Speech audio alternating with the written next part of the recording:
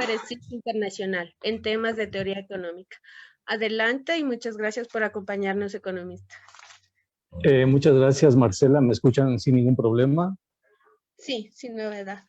Ya. Bien, primero que todo quiero agradecer la gentil invitación del decano de la Facultad de Ciencias Administrativas. Quiero también agradecer a Luis Morales por la gestión y por la realización de este evento, a la decana de Economía, Nancy Medina, y obviamente a todos los organizadores y a quienes en este momento participan, a todos los estudiantes y a todo el público que nos acompaña. Primero que todo, quiero indicar lo siguiente. Quiero resaltar que ha existido una manipulación, una tergiversación que ha conducido a la enorme cantidad de la población ecuatoriana a una mala interpretación sobre un concepto clave que es el gasto corriente. Entonces, en los últimos años hemos vivido una satanización del gasto corriente. Hemos vivido una tergiversación de lo que es el gasto corriente. Ustedes incluso suscriben, de pronto por falta de elementos que permitan contextualizar, pero suscriben esa satanización. Esa satanización del gasto corriente, esa culpabilización del gasto corriente corresponde a un argumento de un marco teórico que se denomina neoliberalismo y que tiene muchísimo, muchísimo que ver con todo lo que es el Fondo Monetario, las políticas de ajuste, las políticas de consolidación, que justamente se apalancan sobre el gasto corriente. Así es que lo primero que tengo que indicarles a los jóvenes que están aquí, a quienes participan, es qué significa y qué es el gasto corriente. Primero que todo, decirles que nuestra Constitución, en el artículo primero, define al Estado como un Estado constitucional de derechos y justicia. ¿Qué significa eso? Significa que nosotros abandonamos lo que se llama el Estado de Derecho. Hay muchísimas personas que dicen, pero este es un Estado de Derecho, y eso no es cierto. Nosotros no somos un Estado de Derecho. Hemos abandonado el Estado de Derecho. El Estado de Derecho corresponde a una matriz teórica que se llama el positivismo jurídico. Nosotros somos un Estado de derechos. Y el plural implica una diferencia de tipo epistemológica, pero también implica una diferencia de tipo de ontología política. ¿Qué significa un Estado de derechos? ¿No? El Estado de Derecho significa que los derechos humanos son el centro de toda la construcción política de la sociedad. En otras palabras, el Estado se justifica porque garantiza los derechos. ¿Qué significa el Estado de Derecho? El Estado de Derecho significa la primacía y la autoridad de la ley. Vean ustedes la diferencia. En el Estado de Derecho se tiene que garantizar la ley. En el Estado de Derechos se tienen que garantizar los derechos. Los derechos justifican la existencia misma del Estado. Por eso los derechos son imprescriptibles, inalienables, son de igual jerarquía, y ahí no hay derechos de primera, segunda, tercera generación. Todos tienen la misma jerarquía. Ahora bien, si somos un Estado de derechos, la pregunta es, ¿cómo el Estado garantiza los derechos? Y la respuesta lo establece la Constitución. El Estado garantiza los derechos a través de las políticas públicas. Las políticas públicas se construyen, se diseñan, se aplican, se ejecutan, se monitorean y se evalúan en función de la garantía de los derechos. ¿Hasta qué punto esas políticas públicas permiten el fiel cumplimiento, el goce de los derechos establecidos en la Constitución? Ahora bien, esas políticas públicas necesitan un entramado, necesitan una estructura. Esa estructura es el Plan Nacional de Desarrollo y dentro del Plan Nacional de Desarrollo la política económica. ¿Para qué sirve la política económica de acuerdo a nuestra Constitución? Sirve para garantizar los derechos a través del financiamiento de la política pública. Eso dice la Constitución. Ahora bien, dentro de la política económica está la política fiscal y la política monetaria. La más importante, habida cuenta que somos una economía dolarizada, es la política fiscal. ¿Para qué sirve la política fiscal? La política fiscal sirve para financiar los derechos. Por eso la política fiscal dice, ¿no?, que lo importante es la redistribución. Pero, ¿qué pasa con la política fiscal, con los derechos? ¿Cómo se financian los derechos? ¿Cómo se financia la política pública de los derechos? ¿Y qué dice la Constitución? Se financian a través del gasto permanente. vean ustedes, el gasto permanente o gasto corriente es el gasto que financia los derechos de las personas, ¿no? ¿Cómo, y dice la Constitución, cómo protegemos el gasto corriente del ciclo económico? Porque resulta, por ejemplo, que podemos tener un gasto corriente alto en un año, pero un gasto corriente bajo el próximo año, ¿no?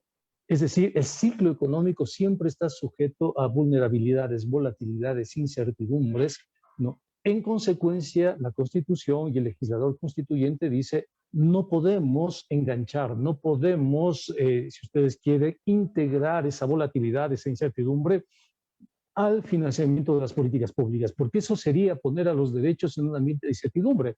Hoy pagamos los derechos, pero mañana no podemos porque ha caído el precio del petróleo. En consecuencia, esto es interesante. El petróleo ni la deuda garantizan derechos. Solo garantizan derechos el gasto corriente. Para evitar que el ciclo económico impacte en los derechos, es decir, en el gasto corriente, se formula la regla fiscal contenida en el artículo 286. ¿Qué dice la regla fiscal? Dice, el gasto corriente o el egreso permanente se financiará con ingreso permanente. Eso dice la Constitución. Eso dice el texto que nos define, nos estructura como sociedad. En consecuencia, y aquí me parece interesante esto, el gasto corriente, si depende del ingreso corriente, ¿no? Y el ingreso corriente a su vez depende de la fiscalización, ya voy a hablar de eso dentro de un momento, pero lo más importante que ustedes entiendan es lo siguiente, el gasto corriente no tiene relación con el déficit fiscal.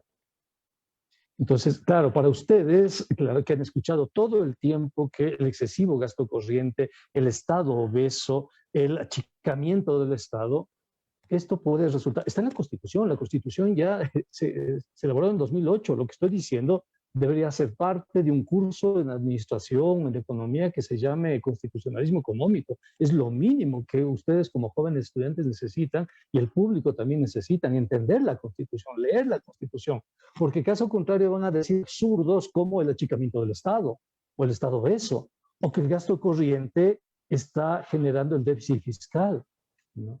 El gasto corriente no tiene relación con el déficit fiscal. ¿Por qué? Porque se lo impide la regla fiscal contenida en el artículo 286. En consecuencia, vean ustedes cómo malinterpretan, cómo, sobre todo los medios de comunicación, los analistas neoliberales, le mienten a la población. Es que hay un excesivo gasto corriente y ese excesivo gasto corriente está provocando que nos endeudemos para eso. No. Tan es así que el Código Orgánico de Planificación y Finanzas Públicas, en el artículo 9726, prohíbe el financiamiento de deuda al gasto corriente. En consecuencia, si el gasto corriente financia las políticas públicas con las cuales se efectivizan los derechos, ¿no? El gasto corriente no puede estar sometido bajo ningún concepto a la vulnerabilidad del ciclo económico.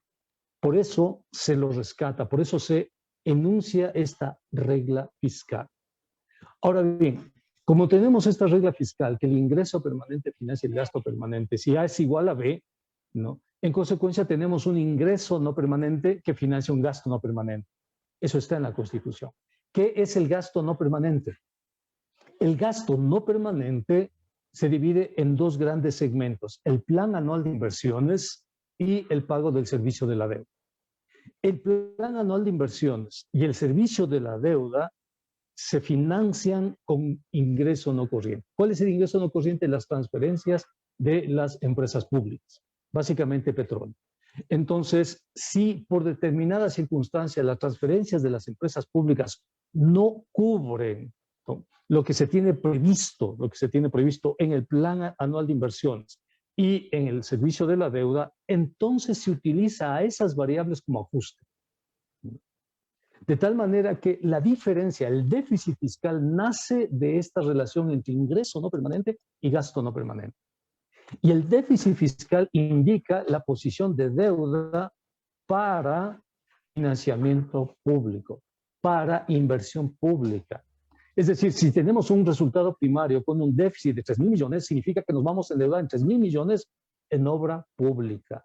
Solo es cuestión de leer. ¿Qué dice el numeral 3 del artículo 290 de la Constitución.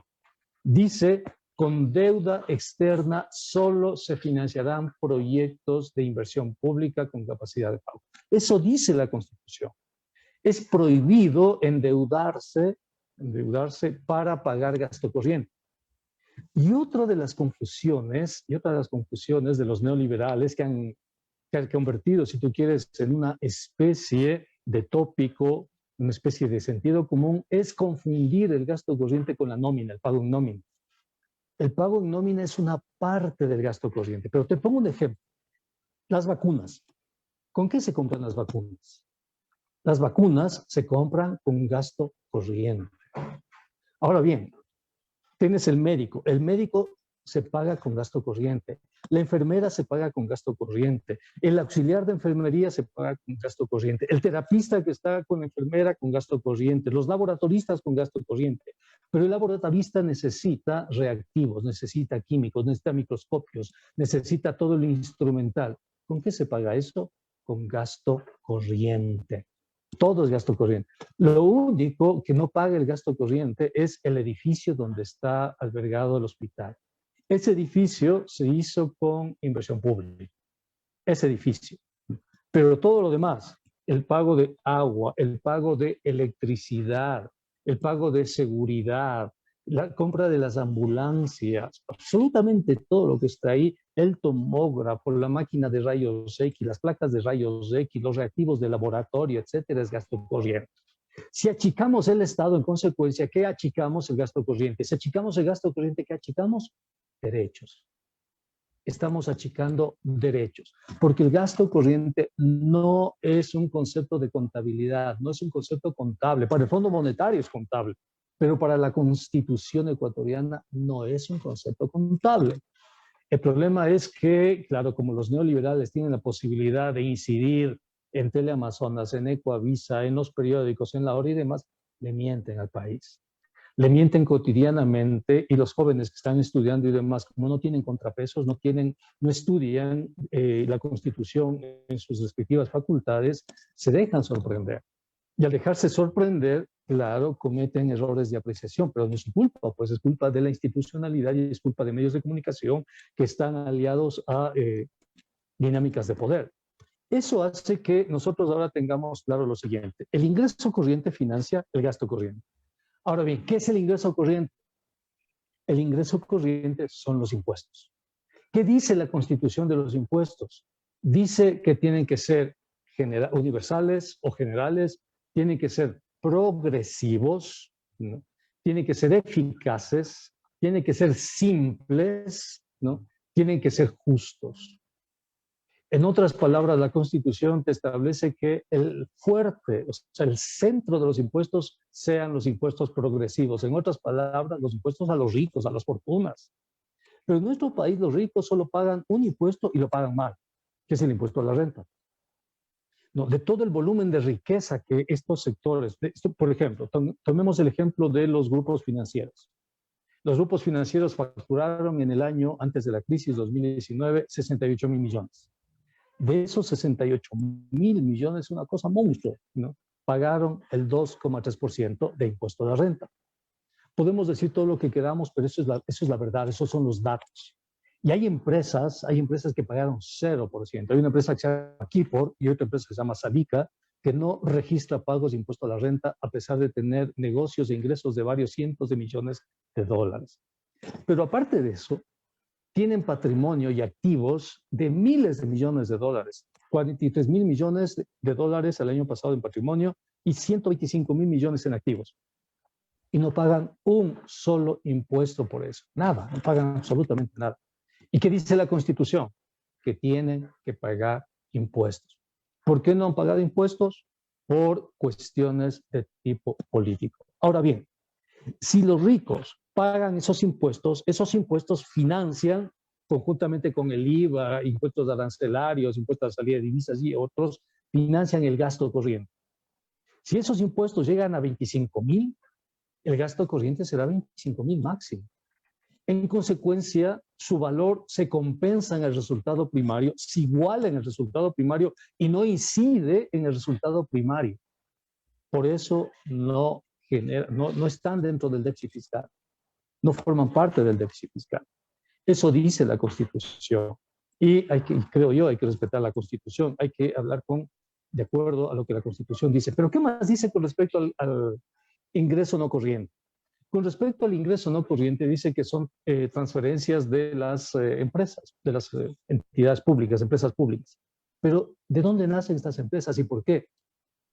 Estas empresas nacen del artículo 313 y 314 de la Constitución.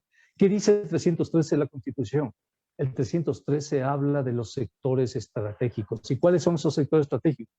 Agua, energía, electricidad, etcétera. Esos son los sectores estratégicos. ¿Y qué más dice el 313 y el 314? Que esos sectores estratégicos no se pueden privatizar. O, si ustedes quieren, no se pueden monetizar. Eso dice la Constitución. La monetización está prohibida por la Constitución y, por tanto, por la ley. Lo que sí existe es una estrategia de concesiones si el Estado lo considera pertinente dentro de una ley que se llama alianzas público-privadas, en donde el Estado siempre es el dueño del 51%.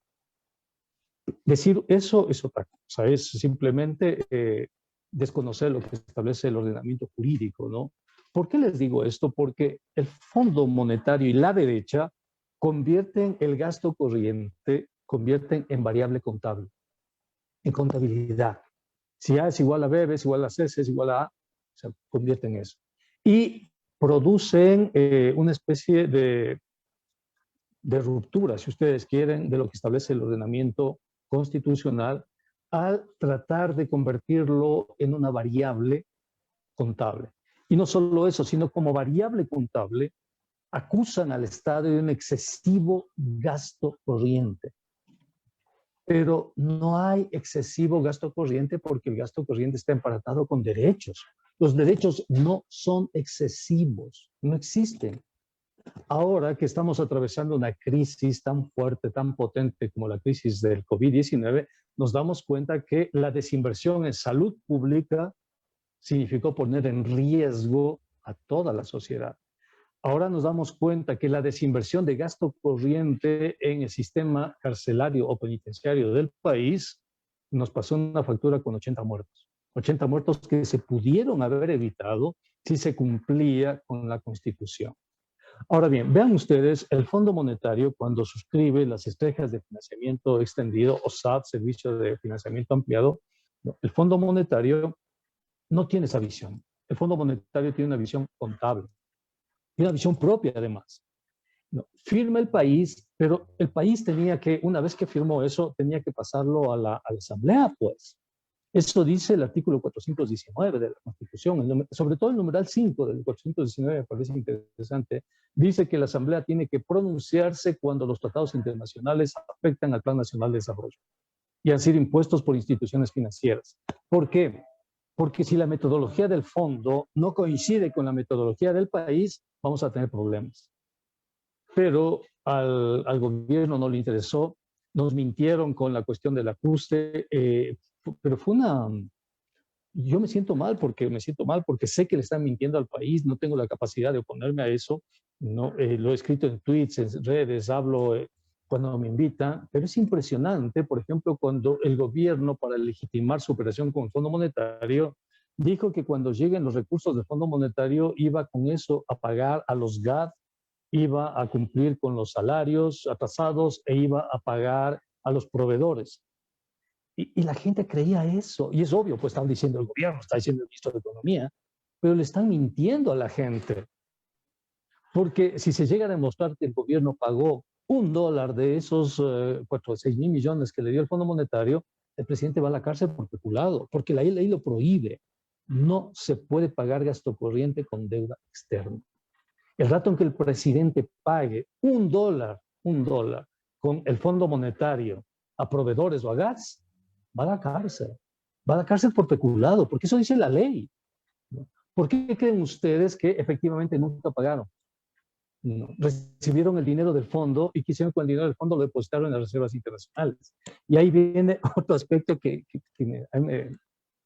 me deja, ¿cómo decirlo? Muy sorprendido, y es la confusión que hacen a la gente y a muchísimos de ellos son técnicos y expertos, entre el encaje bancario, entre el balance del Banco Central y el encaje bancario con las reservas internacionales. No tiene ninguna relación, ninguna. El encaje no se guarda en las reservas, el encaje se guarda en el Banco Central, en el balance, y el balance no tiene nada que ver con las reservas. Pero empezó la manipulación. Empezó la manipulación para poder crear el ambiente que permita la aprobación de las leyes monetarias. Y claro, mucha gente opinó sin tener mayor conocimiento de eso, simplemente dijeron, no, es que le van a echar mano a las reservas internacionales, y uno dice, echar mano. Pues ese es dinero del Estado, pues. ¿No? Es como si te acusaran a ti, Marcela, o que me escuche, Marcela, lo que pasa es que tú quieres disponer de tus ahorros y le vas a echar mano a tu cuenta de ahorros en el banco. ¿Y cómo es posible, Marcela, que te atrevas a utilizar tus ahorros? ¿Cómo es posible que te atrevas a utilizar tus propios recursos? ¿Cómo? Claro, son irresponsables. Eres una populista, Marcela, porque quieres utilizar tus ahorros. Entonces tú te quedas pensando, ¿cómo? ¿De quién son las reservas que están depositadas ahí? ¿Del Estado? Y resulta que el Estado no puede disponerlas. No. ¿Por qué? Y ahí viene la propuesta de ley. Señor, esas reservas, dice la propuesta de ley, reforma al artículo 33, esas de la ley que fue negada además, esas reservas ahora pasan al balance y los primeros en utilizar esas reservas son los bancos privados. Ah, ya, entonces ahí entiendes, ¿no?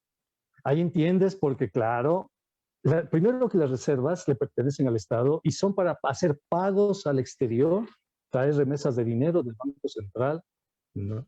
Del sector público. El encaje bancario está guardado en los fideicomisos del COSEDI, del Fondo de Liquidez. Ahí está. Y esos fideicomisos están guardados, forman parte de la arquitectura financiera y se registran en el balance del Banco Central. Y el balance, como todo balance, tiene activos y pasivos, pues. Pero una cosa es el balance del Banco Central y otra cosa son las reservas del Banco Central. Son diferentes, pero le confunden a la gente. ¿Con qué objetivo le confunden a la gente? Primero, que necesitaban esas reservas internacionales para cambiar el balance y que los bancos privados tengan acceso a esas reservas. Segundo, querían darle independencia al Banco Central para que el Banco Central pueda tener volumen de reservas tan grandes para satisfacer los pasivos de los bancos privados. Entonces, era prácticamente un salvataje bancario.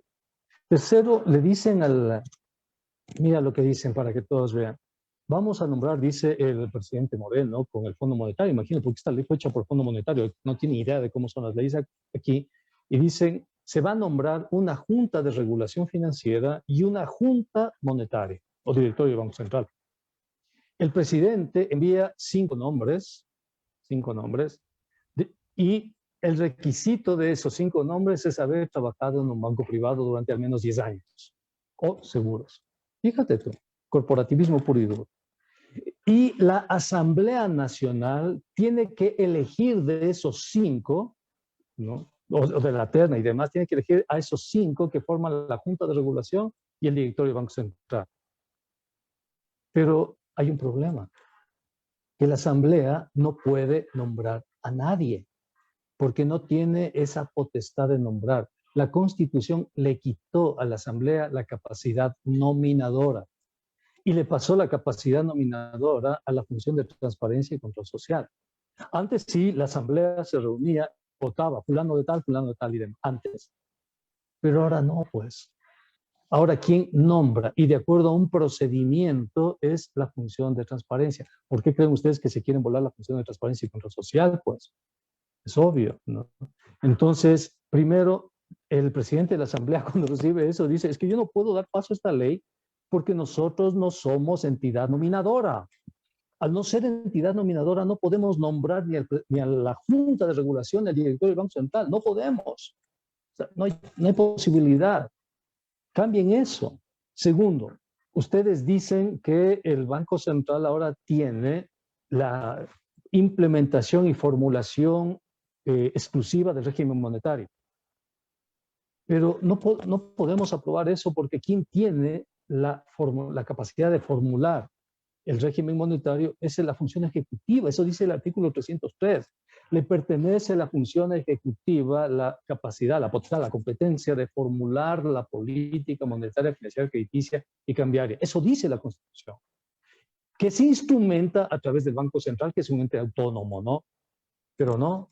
Y después dicen, pero este directorio del Banco Central no puede ser, no puede ser molestado por nadie. Nadie puede decirle ni siquiera hola, no hay cómo molestar. ¿Qué? Y la participación y el plan de desarrollo y la rendición de cuentas, etcétera. Y los banqueros dicen, además de eso, cuando los bancos guardan el encaje bancario, el Banco Central tiene que remunerar el encaje bancario. O sea, en vez de ser una variable que les impida a los bancos crear, resulta que se convierte en un ahorro de los bancos. A ver, ahí sí reprocesemos, que eso no puede ser. O sea, si usted se arroga competencias que no son suyas, está transgrediendo el artículo 226 y 227. ¿No? Si usted dice que nadie les puede decir absolutamente a los directores del Banco Central, eso va en contra del principio de transparencia del artículo 227 de la Constitución. Entonces, lo que se le dice es a Pozo, imagina, a Mauricio Pozo y a los neoliberales, señores, hagan bien la ley. Al menos lean la Constitución para hacer una ley. Les regresan la ley. ¿Y qué hacen los medios de comunicación? En vez de brindarle a la ciudadanía una opinión veraz, en vez de brindarle los elementos de juicio a la ciudadanía para que la ciudadanía tenga, si tú quieres, la capacidad de valorar estas decisiones, le mienten otra vez. Le dicen que el CALCE ha arrogado funciones, que por qué tenía que hacer eso cuando quien tenía que definir es la propia Asamblea o tenía que definir la Corte Constitucional una vez que esté aprobada. Es decir, y respetemos la Constitución y la ley, pues vayámonos por encima absolutamente de todo, ¿no? La cuestión es que es la segunda vez que incumplen esto y el Fondo Monetario les dijo, chicos, tienen hasta fines de enero para esto. Enviaron una carta y dije, estamos en elecciones, no podemos ya. Se terminan elecciones y envían la ley. Perfecto. Se terminaron el 7 de febrero y el 8 de febrero enviaron la ley. Pero cuando enviaron la primera vez ni siquiera pusieron los artículos ni la exposición de motivos. Pusieron puntos. Punto 1, refórmese tal. Punto 2, refórmese tal. Eso está bien para un informe, pero no para un proyecto de ley, porque un proyecto de ley tiene que ir artículo 1, reforme, artículo 2, tiene que ser constitucional. Le devolvieron. Otra vez envían a la Asamblea, esta vez con numeración coherente, con exposición de motivos, pero inconstitucional, pues. Y la Asamblea no puede resolver eso porque, primero, dice, ¿cómo vamos a aprobar una ley que dice que nosotros tenemos capacidad nominadora? O sea, no podemos. Porque si no tenemos capacidad nominadora, o sea, no se puede nombrar ni al directorio de la Junta de Regulación Financiera ni al directorio del Banco Central. O sea, no podemos. Entonces significa rehacer totalmente la ley y le devuelven la ley al Ejecutivo. ¿Qué hace el Ejecutivo? La volveremos a enviar cuantas veces sean necesarias el país, pero en realidad lo que está en juego es el acuerdo con el Fondo Monetario Internacional. Eso está en juego. ¿Por qué firmamos el acuerdo con el Fondo Monetario Internacional?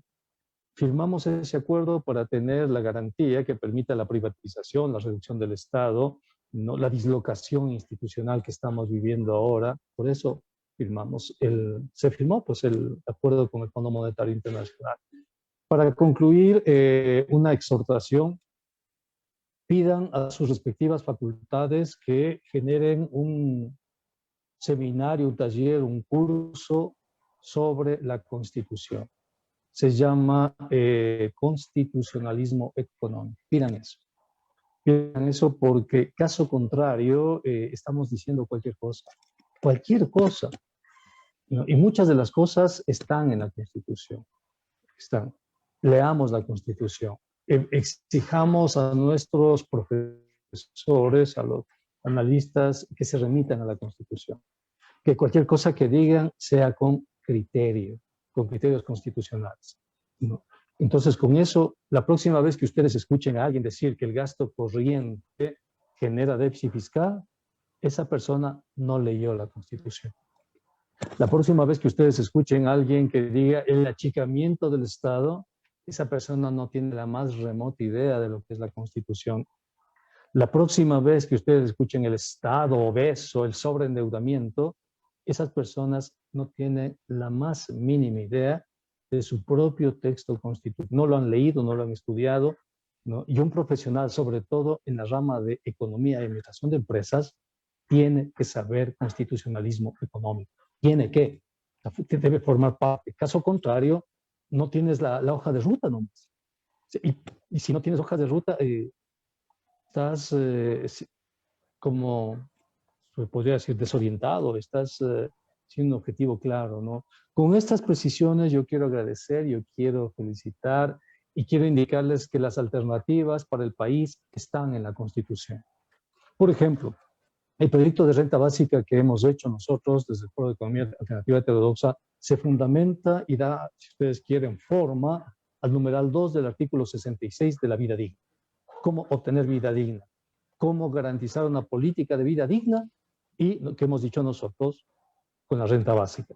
Lo que es interesante en la propuesta de renta básica que hemos hecho es el financiamiento. ¿Cómo financiar la renta básica? Con política monetaria. Pero bueno, eso será para otra discusión. Mientras tanto, a todos los organizadores, a Luis, a toda la gente, muchísimas gracias y espero obviamente las inquietudes. Muchas gracias.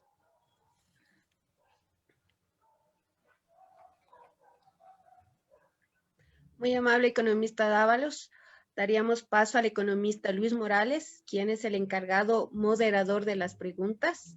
Ya tenemos en el chat a un participante igual que está solicitando la palabra, el economista Santiago Chicaiza. Pasamos con el economista Luis Morales. Muchas gracias.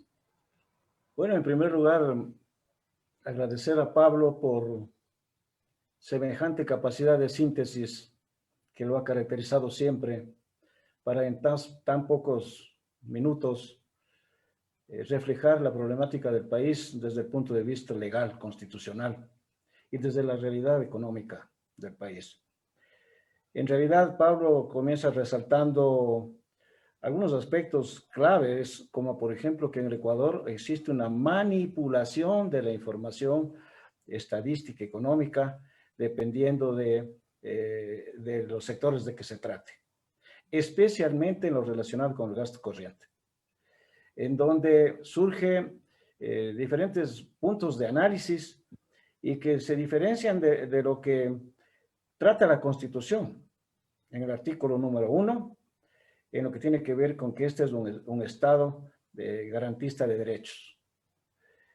Y que de tal manera que esta posibilidad que nos da la Constitución nos lleva a entender el porqué de las políticas públicas para resolver la problemática de las grandes mayorías de la sociedad en su conjunto. Y que estas políticas públicas devienen en algo importante, la política económica, que es el resultado del Plan Nacional de Desarrollo, y que a su vez garantice el financiamiento de las actividades del Estado, que es lo que dijo en última instancia. En ese sentido, resalta también cómo debe ser entendida e interpretada la política fiscal en términos de los gastos permanentes. Y por eso es que al final nos da ideas muy interesantes, que nos organicemos a través de la academia y de la universidad, talleres, seminarios, análisis, que vayan en el campo del constitucionalismo. Al final ha planteado, y me doy un salto muy grande para llegar a sintetizar el análisis de Pablo, al final nos recomienda algo interesante. Las alternativas de solución para la problemática nacional están en la Constitución de la República.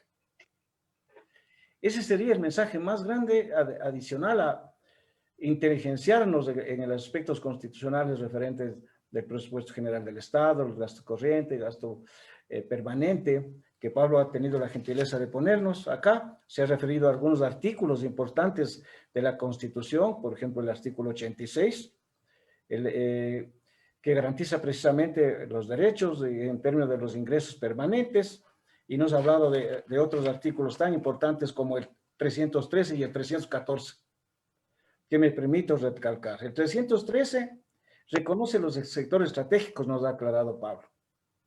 Y ese 314 manifiesta que no se puede privatizar los sectores estratégicos. El más grande mensaje está dado en esto, en llamar al análisis, en llamar a la inquietud, especialmente en el campo de la academia, del campo del estudiantado. Pablo es un educador, y además de sus análisis. Por tanto, nosotros pensamos que ahí está la respuesta también, en que la universidad, las facultades, sus docentes, colegas, amigos, generemos estas inquietudes bien traídas al análisis por Pablo, especialmente en la juventud universitaria y en todos los sectores. En términos generales, eso es lo que nos ha planteado Pablo, y bueno, aclaro lo que se dijo al principio para los expositores. Hemos tenido muchos inscritos, más de 600, cada quien planteó preguntas, y hemos sistematizado en 3 tipos de preguntas para cada expositor. Por una cuestión muy especial que se verá después, voy a plantear las 2 primeras preguntas para Pablo y una tercera que viene de lo que llamamos nosotros de YAP. Entonces, Pablo, si me permites, por favor, la primera pregunta es, ¿cómo generar fuentes de empleo específicamente para los jóvenes? Se conoce que precisamente este segmento de la población económicamente activa es el que mayores dificultades tiene para acceder a un puesto de trabajo, más aún en tiempos de pandemia. Pablo ha hablado al respecto, sería bueno que nos profundice, porque es una pregunta de nuestra juventud, que se siente acorralada en este momento. Y la segunda pregunta, Pablo, si me permites, considerando los candidatos presidenciales conocidos, ¿cómo cambiará la economía según a quién elijamos? Preguntas de nuestros estudiantes. La tercera me reservo, Pablo, para una luego. Perfecto, querido Luis. Mira, con respecto a esta pregunta, primero una aclaración, el artículo de la regla fiscal es el artículo 286, porque a partir del 283 se define la política fiscal. Esta pregunta, ¿cómo generar fuentes de empleo?, me lleva a una reflexión de cómo vemos la economía. Y otra vez tenemos esa tergiversación, otra vez tenemos, si tú quieres, esa manipulación ideológica a visualizar la economía. No, obviamente la gente ve el empleo porque la gente con el empleo tiene ingresos y con los ingresos se satisfacen las necesidades que tenemos, que asumen un formato mercantil, fetichista y todo lo que tú quieras. Pero ¿por qué te digo esto? Porque no vemos el otro lado, no vemos el lado oscuro de la luna. ¿Y cuál es el otro lado de la ecuación? Y es que no puede existir una empresa si no existe un consumidor. No vemos a los consumidores, simplemente no vemos. Pensamos que la política de empleo es política de empresa, pero no se nos ocurre pensar que la política de empleo también es política de consumo. ¿Por qué?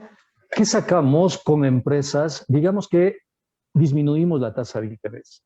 Digamos que logramos acuerdos para garantizar que las empresas contraten empleo joven. ¿Qué pasa con esa empresa?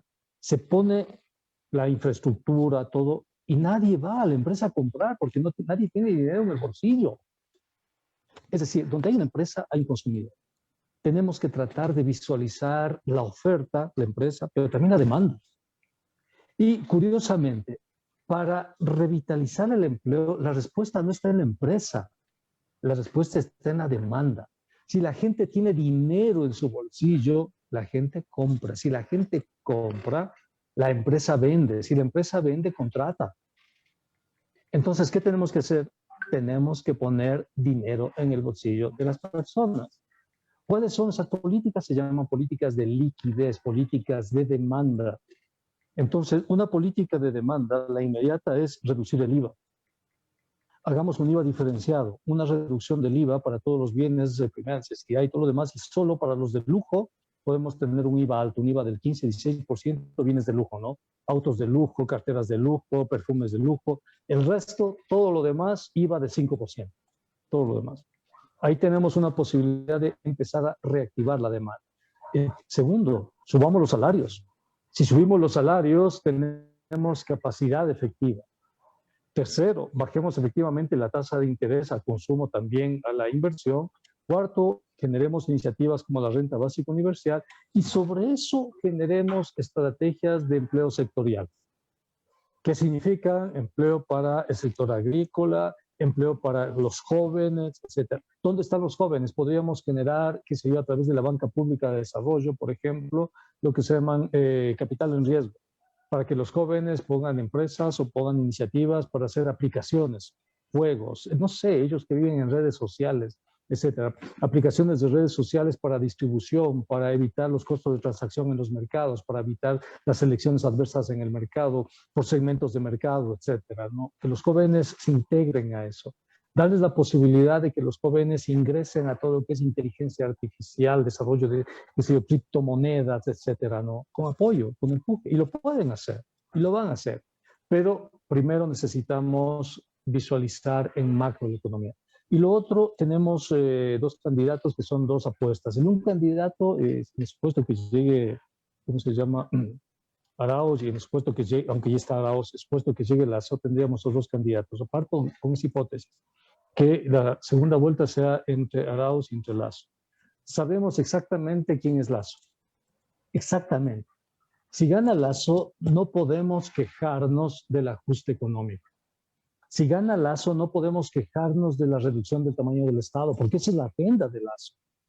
Si gana Lasso, no podemos quejarnos de la privatización de la seguridad social.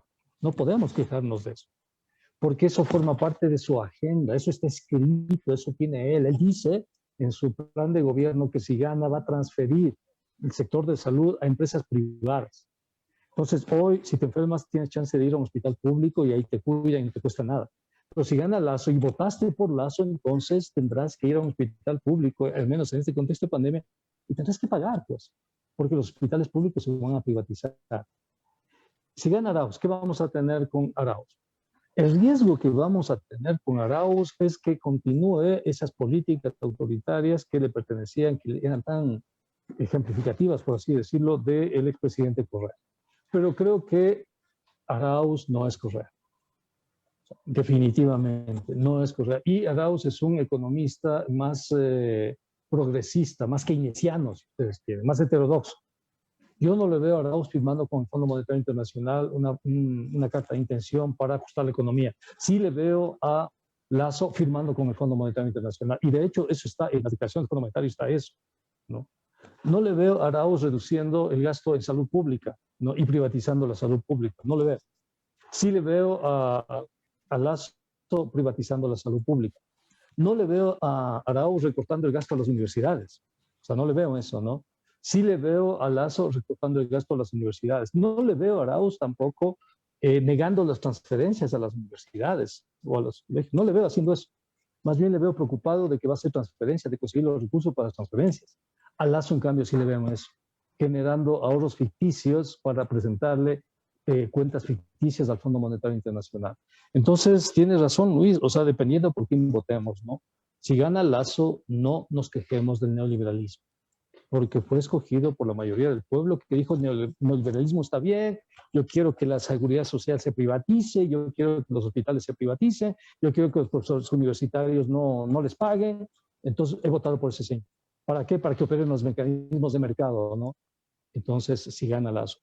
Por eso yo sí coincido contigo que, claro, son dos diseños de economía, son dos propuestas de economía, pero finalmente es la responsabilidad. ¿Es político el evento? Por supuesto, porque todo es política.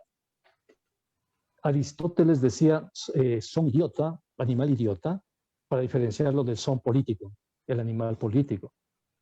En la modernidad, ontológicamente somos políticos, ontológicamente. Es decir, no podemos desprendernos de la dimensión política, somos seres políticos. Y como seres políticos necesitamos dar respuestas políticas, porque la política es la creación de las condiciones de nuestra vida. No existen personas apolíticas, no existen eventos apolíticos, no existen papers apolíticos, todo es política, ¿no? Y afortunadamente tenemos una juventud que cada vez entiende y se compromete más con la política, se compromete más con su entorno. El calentamiento global es una política, el aborto es una política, las criptomonedas son política, todo. Estamos en el siglo XXI y en el siglo XXI todo es política. Muchas gracias. Espero la tercera pregunta. Muy bien, Pablo, muchas gracias. Mira, correcto, tú has respondido a la inquietud de los señores estudiantes y que me permito recuperar ante un comentario que hemos tenido acá. La pregunta estaba relacionada a, considerando los candidatos presidenciales conocidos, ¿cómo cambiaría la economía del país según a quién elijamos? Entonces, pata estas preguntas de nuestros estudiantes en la dinámica del curso. Perfecto. La pregunta que se nos viene, Pablo ya les has respondido. Sin embargo, es bueno que lo pongamos, está acá constando entre las tres preguntas para que te dignes responder. Para ello, voy a recuperar un principio, un punto de vista. Esta es una pregunta para Sísifo. En palabras de un distinguido ex decano de la Facultad de Ciencias Económicas, el economista José Dávalos Herrera, Sí. a quien guardo mis consideraciones y aprecio. Pablo, en tus redes sociales, especialmente Pablo Dávalos 63, El Poder del Conocimiento, tú planteas que el análisis del artículo 33 por otro artículo con el mismo nombre, el 33, que hace referencia a las reglas de respaldo que deberá tener el sistema financiero a través del Banco Central del Ecuador. Tú planteas lo siguiente. Este es el artículo más complejo del proyecto de la ley monetaria. Se incorporan los pasivos del Banco Central, los pasivos del sector financiero privado. Y se obliga a que sea el Estado el que respalde los pasivos privados con recursos públicos de las reservas internacionales. La pregunta, Pablo, ¿cuál es tu argumento técnico, económico y legal en el que fundamentas este análisis? Esto está tomado de la red social de Twitter y está en tu página, por favor. Sí, querido Luis, y no solo eso, sino que yo hago una captura de pantalla del artículo 33, o sea, para que no vean que es una interpretación mía. Es decir, yo pongo el artículo y en el artículo dice regla de respaldo, dice ahí vienen las 4 cuentas, ¿no? Primer sistema, dice ahí. En el primer sistema dice se constarán en los activos y pasivos del Banco Central, constarán en los activos, los TBCs, etcétera, y además incorporan a esto los depósitos de las ODS, se llaman, otras sociedades de depósitos, en donde están bancos privados, mutualistas, cooperativas y demás. Todo eso respaldado con reservas internacionales. Y las reservas internacionales no es el encaje bancario.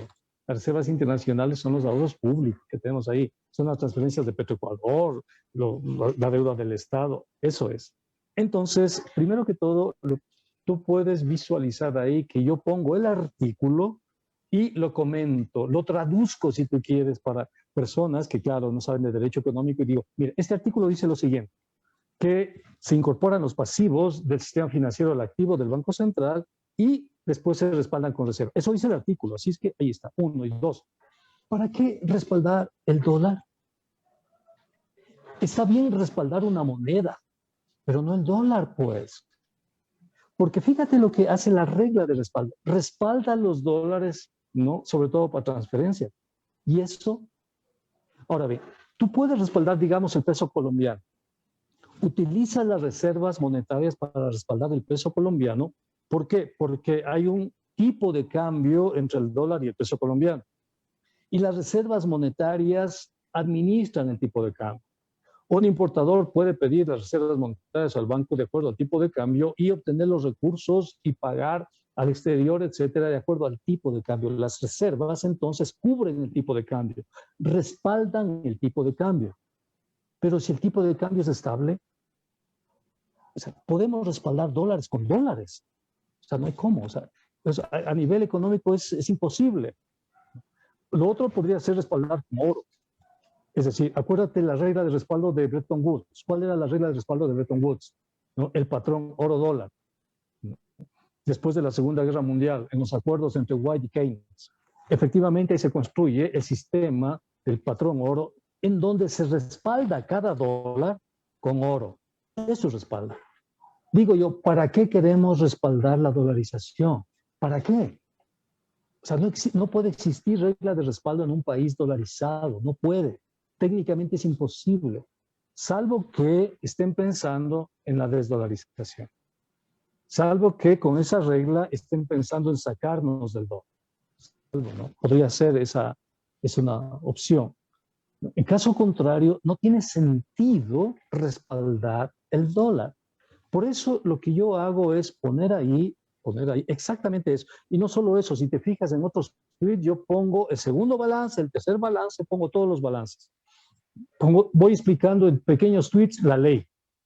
Es una locura hacer eso, pero creo que de una u otra manera logré hacer bulla para que la gente se despierte sobre esto, ¿no? Ese tweet tuvo muchísima repercusión en las redes sociales, ¿no? Pero hay que explicar con la verdad. Solo eso, nada más. Decir la verdad, sea cual sea, siempre y en todo momento. Y esa sí es una tarea para Sísifo, ¿no? Decir la verdad, porque es tan difícil, ¿no? Y ese es el bagaje ético que tengo justamente del economista Dávalos, mi tío, ¿no? Un bagaje ético, un bagaje intelectual, ¿no? Decir siempre la verdad, ser fiel siempre a sus propias convicciones. Yo he tratado de cumplir en ese legado de mi familia, de ser fiel y leal a las convicciones y decir la verdad. Lo que he hecho, querido Luis, es decir la verdad. Están intentando manipular, están intentando desdolarizar, están intentando utilizar los recursos del Estado para intereses privados. Ya lo hicieron con la ley de fomento productivo. También dije lo mismo, Luis, pero no se leyó ese tuit. Dije, con esta ley van a dar recursos a los banqueros, a los grandes empresarios y banqueros. 4.000 millones nos costó la ley de fomento productivo. Y ahí sí no dijeron nada. Les pareció perfecto esos 4.000 millones, ¿no? La verdad, querido Luis, siempre y en todo momento las verdades y las convicciones. Muchas gracias. Gracias a ti, Pablo, como siempre. Muchas gracias. Muchas gracias. Hasta luego. Agradecemos la exposición del economista Pablo Dávalos. Y recibiríamos en este momento con un gran saludo